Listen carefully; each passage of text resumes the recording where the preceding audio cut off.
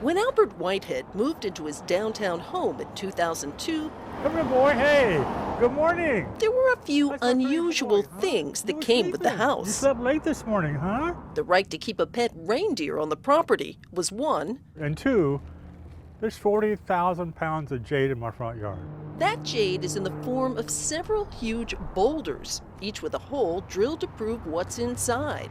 Whitehead doesn't know exactly how the rocks got in his front yard, but he has a good idea. Those boulders were put here prior to Ivan's death in June of '86. The house was owned by Whitehead's good friends, Ivan and Oro Stewart, who owned Stewart's photo shop downtown.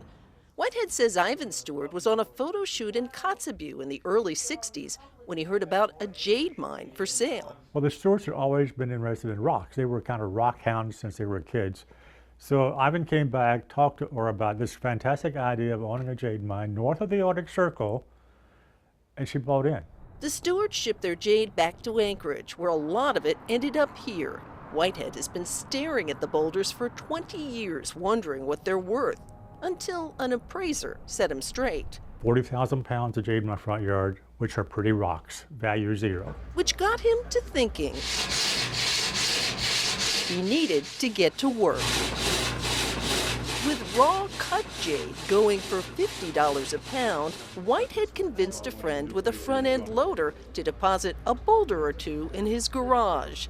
Then he resurrected Stewart's old rock saw, an 8-foot diamond-toothed blade that can cut through jade at about an inch an hour.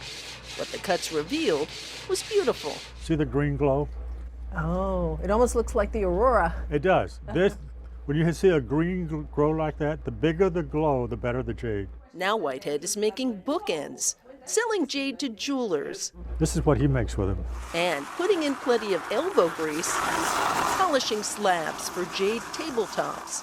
It's a lot of work to make a finished piece, but Whitehead says it's worth it. You cut a rock open, you don't know what's inside. He says selling jade to willing buyers makes him feel like a slice of Alaska's history is being shared as well. For Telling Alaska Stories, I'm Lauren Maxwell.